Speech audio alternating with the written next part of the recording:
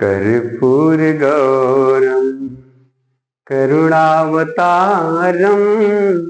संसार सारम भुजगेंद्रहारम सदा वसंतम हृदयारविंदे भवम भवानी सहितं नमामि भवम भवानी सहितं नमामि। कर्पूर गौरम करुणावतारम संसार सारम भुजगेंद्रहारम। मेरे प्यारे दोस्तों, नमस्कार जी। कैसे हैं आप सभी लोग? मैं आज फिर से एक बार अपने YouTube चैनल आर राउंडर शिक्षा पे आप सभी का हार्दिक स्वागत, अभिनंदन, वर्णन करता हूं। आपकी हिंदी पाठ्य पुस्तक काव्य संकलन से पहला पाठ जो सूरदास जी द्वारा विरचित पद नामक शीर्षक से है। आज फिर से कल हमने 4 नंबर तक व्याख्या की थी। आज 5वें नंबर से फिर संदर्भ व्याख्या आपको दिखाएंगे। आप ध्यानपूर्वक देखें और इसे अपने मन में उतारने की, हृदय में उतारने की कोशिश करें। तो आइए देखते हैं।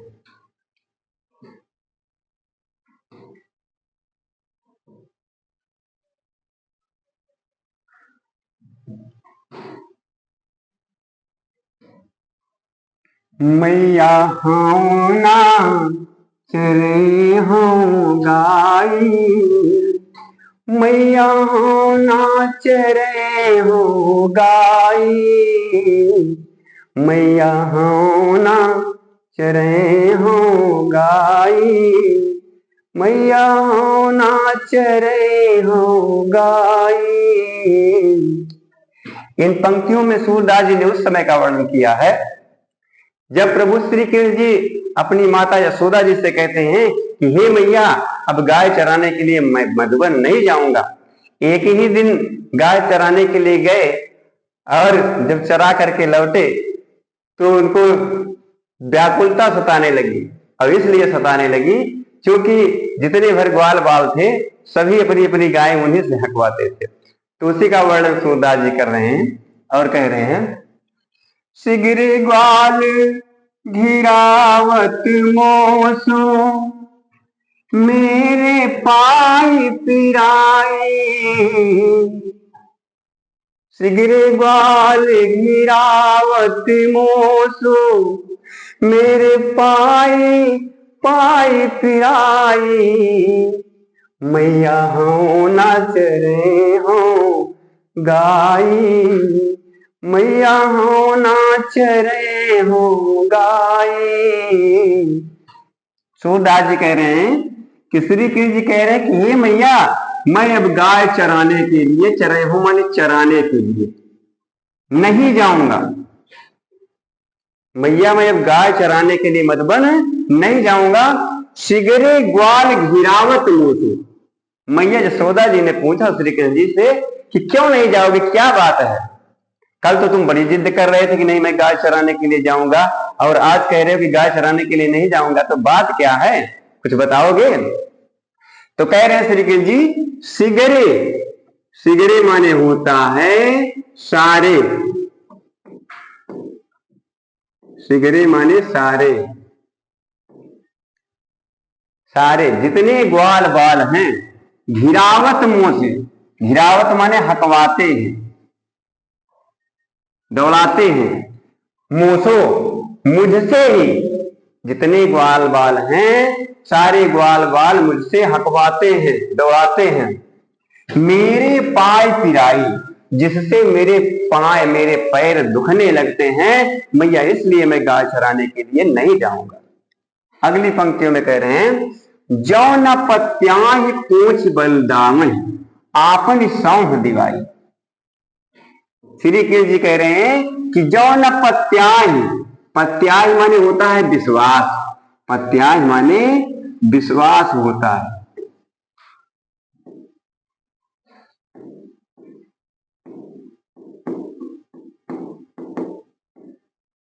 जो न पत्याहि पूछ बलदावी।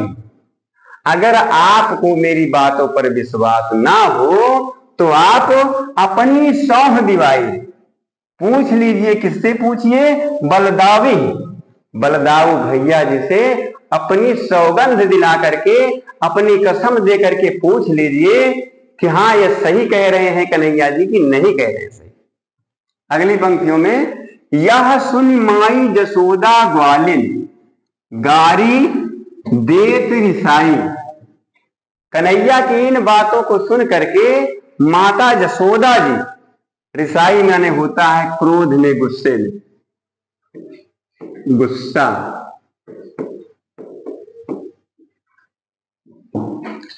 या सुन माई जसोदा ग्वालिन, या सुन करके माता जसोदा जी जितनी ग्वाल वालियों की बच्चे जाते थे गाय चराने के लिए, उन सबको क्रोध में आकर के, गुस्से में आकर के भला बुरा कहने लगती है, गाली देने लगती है।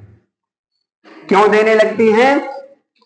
मैं पठवत अपनी लड़का को, मैं अपने पुत्र कन्हैया को, लड़का माने होता है पुत्र को, मैं अपने पुत्र को इसलिए भेजती हूं कि आवे मन बहराई, कि वह भी जाए इन ग्वाल बालों के साथ और जिससे उसका भी मन जो है बहल जाए।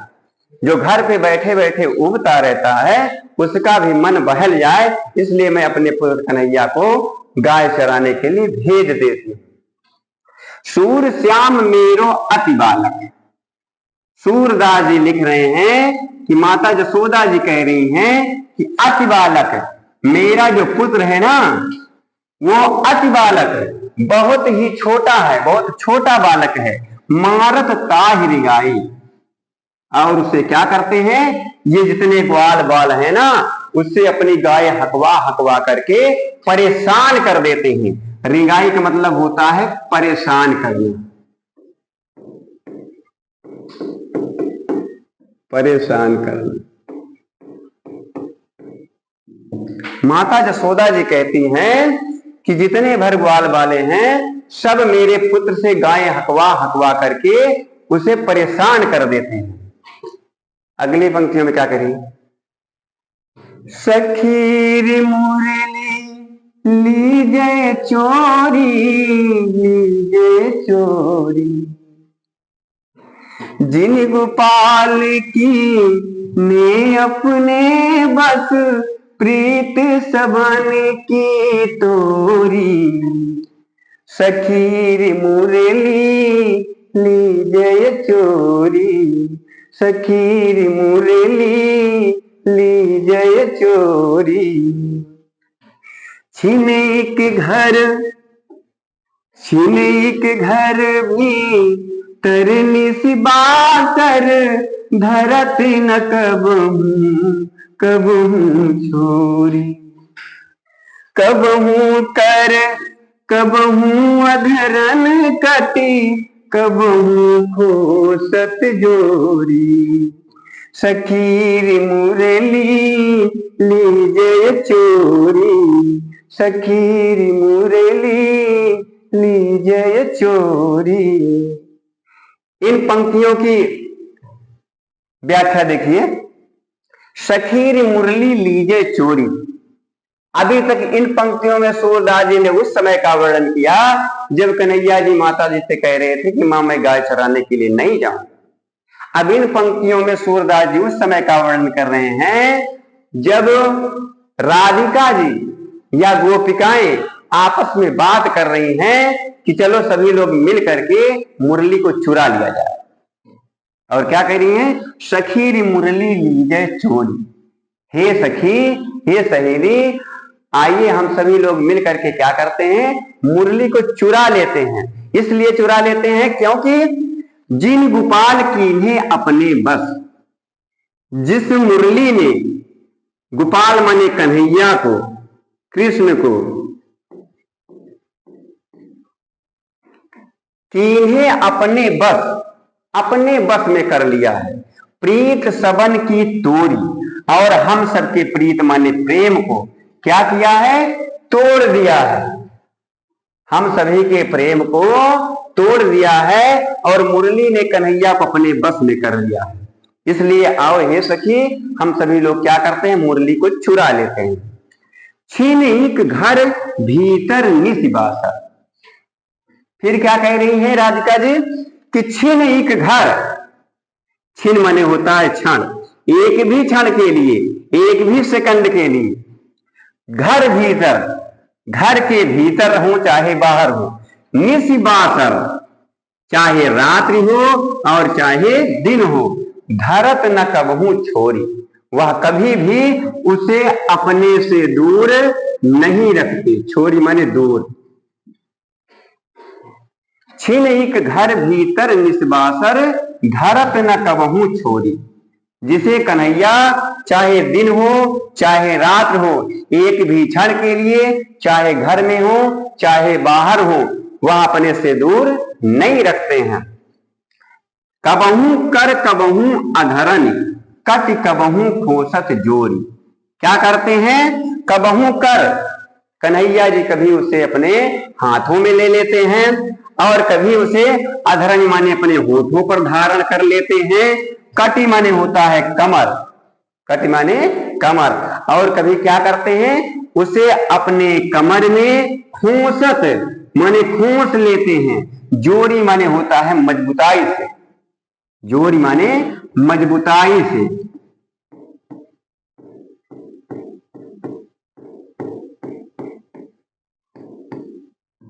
कभी क्या करते हैं, उस मुरली को बहुत ही मजबूती के साथ अपने कमर में खोस लेते हैं। इसलिए हे सखी, क्या किया जाए, आओ चल के मुरली को चुरा लिया जाता है। अगली पंक्तियों में देखिए क्या कह रहे हैं सूरदास जी, ना जानो कछु मेली मोहिनी, राखी अंग बोरी, सूरदास प्रभु कव मन सजनी, बंधु राग की डोरी, सखी रे मुरली लीजय चोरी, सखी रे मुरली लीजय चोरी। क्या कह रहे हैं, ना जानो कछ मेल मोहिनी, गोपिकाएं आपस में बात कर रही हैं, कह रही हे सखी, ना जाने इस मुरली ने कौन सा मोहिनी मंत्र डाल दिया है कन्हैया के ऊपर कि राखे अंग अंग भोरी, कि कन्हैया के प्रत्येक अंग को उसने क्या किया है, भोरी माने अपने बस में कर लिया। सूरदास प्रभु को मन सजनी, सूरदास जी लिख रहे हैं कि गोपिकाएं कह रही हैं प्रभु को मन सजनी, प्रभु का मन, प्रभु माने कन्हैया श्री कृष्ण का मन, सजनी हे सखी, सजनी माने होता है सखी या सहेली, बंध्यो राग की डोरी, राग माने होता है प्रेम। क्या किया है, उस मुरली ने प्रेम की डोर से कन्हैया को बांध लिया है, इसलिए कन्हैया हम सबको भूल गया है। इसलिए क्या करते हैं, हम चल के मुरली को चुरा लेते हैं, क्योंकि प्रेम ऐसी चीज होती है, प्रेम में अगर कहीं भी छल प्रकट होता है, कहीं द्वेष प्रकट होता है, कहीं ईर्ष्या प्रकट होती है, तो प्रेम खत्म हो जाता है।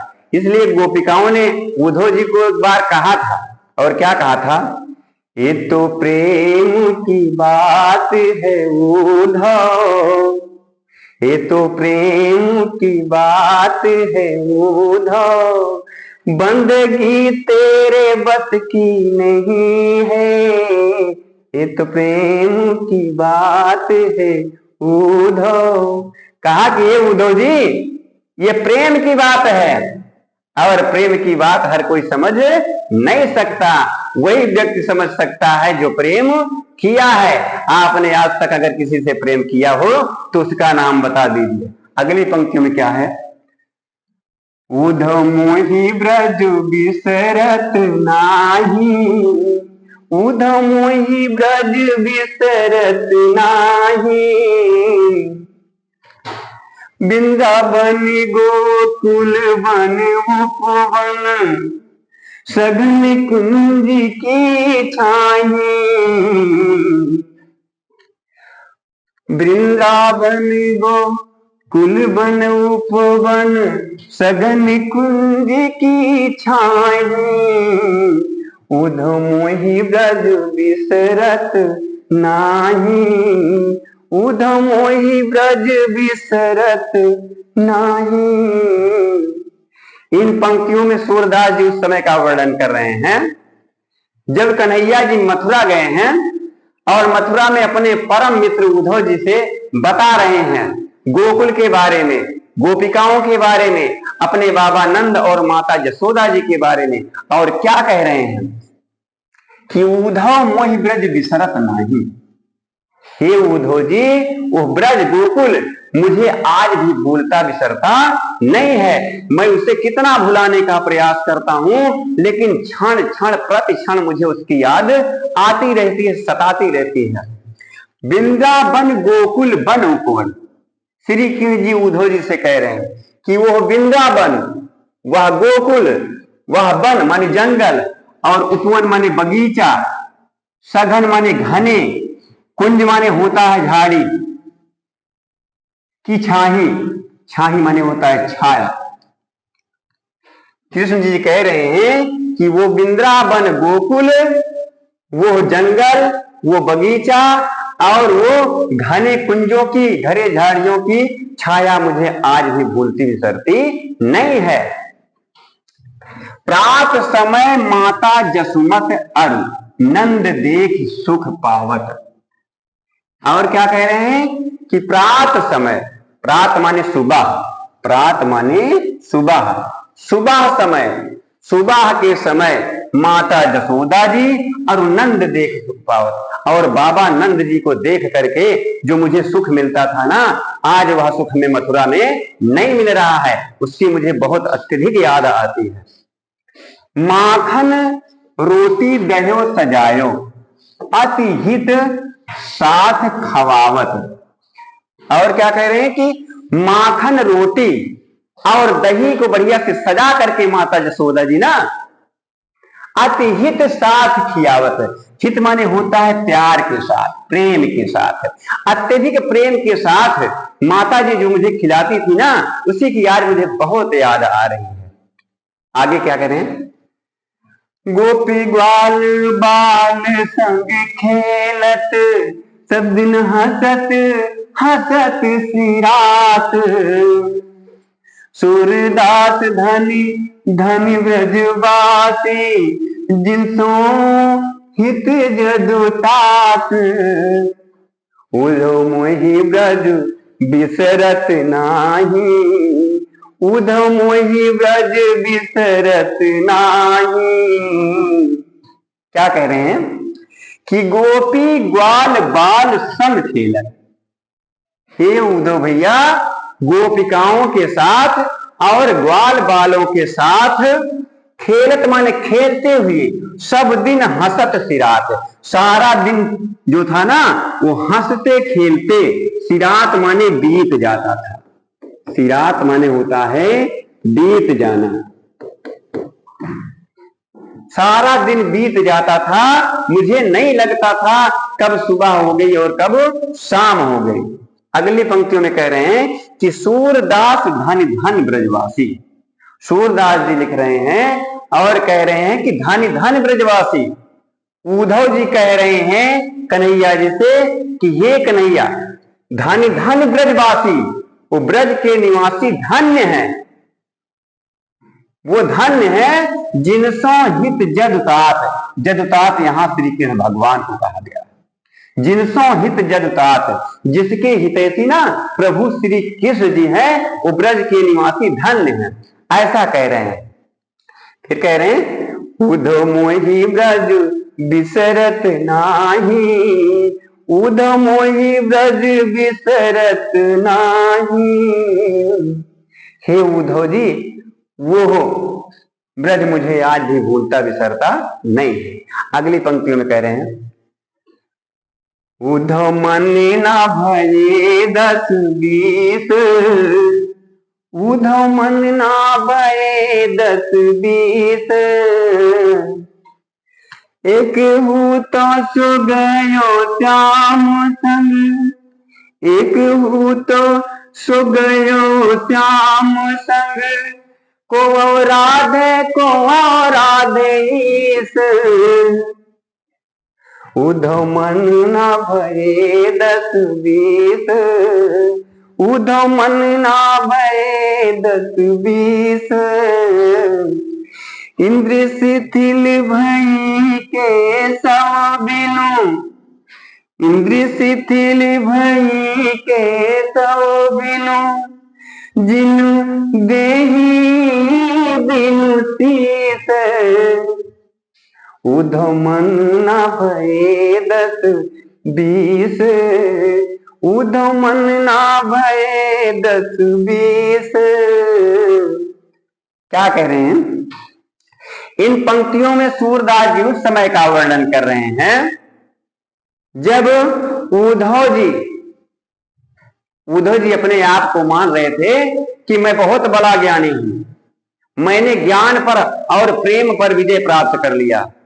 जब इस चीज का एहसास श्री कृष्ण को हुआ ना, तो उन्होंने कहा अपने मन में कि जा बेटा, अब मैं तुझे देखता हूं कि तू कितना बड़ा प्रेमी है और कितना बड़ा ज्ञानी है। तेरे सारे ज्ञान की जो चर्चा है, परिचर्चा है ना, वो सारी परिचर्चा वहीं पे भुला जाएगी। तो उन्हें क्या किया? उन्हें भेज दिया गोकुल और कहा जाओ गोपिकाओं के पास जाओ। तो गोपिकाओं को जा करके उद्धव जी समझाने का प्रयास करते हैं कि जो परम पिता परमेश्वर है ना कन्हैया, वो सबके हृदय में निवास करता है, हर जगह प्रत्येक कण में निवास करता है। उसको अपने मन से, अपने हृदय से याद करो और उसे पाने का प्रयास मत करो। तो ये गोपिकाएं कह रही हैं कि उद्धव मन ना भये 10-20, उद्धव मन ना भये 10-20, हे उद्धव जी, मेरे पास 10-20 मन नहीं है। मन मने होता है हृदय, मन मने हृदय। गोपिकाएं कह रही कि हे उद्धव जी, मेरे पास 10-20 हृदय नहीं है, 10-20 मन नहीं है, 10-20 दिल नहीं है। फिर क्या है? एक होता सो गयो श्याम संग, मेरे पास एक ही हृदय था, एक ही मन था, और वह जब कन्हैया मथुरा जाने लगे ना, तो उन्हीं के साथ में चला गया। और क्या? को अवराधे ईश, ऐसे में हे उद्धव जी, तुम्हारे उस परम पिता परमेश्वर निराकार की उपासना आराधना मैं कैसे करूं? अगली पंक्तियों में इंद्रिय शिथिल भई केशव बिन, गोपिकाएं कह रही हैं कि हे उद्धव जी, मेरी जितनी भर इंद्रिय है ना, जैसे हाथ, मुख, नाक, कान, सब ये सब इंद्रियां क्या हो गई हैं? शिथिल पड़ गई हैं, थक चुकी है, थक गई। मेरी सारी इंद्रिय शिथिल हो गई हैं, थक चुकी हैं, अब ये काम करने के काबिल नहीं है। केशव बिनु, किसके बिना? केशव के बिना। यहां पे केशव कहा जाता है कन्हैया को, श्री कृष्ण जी को केशव कहा गया है।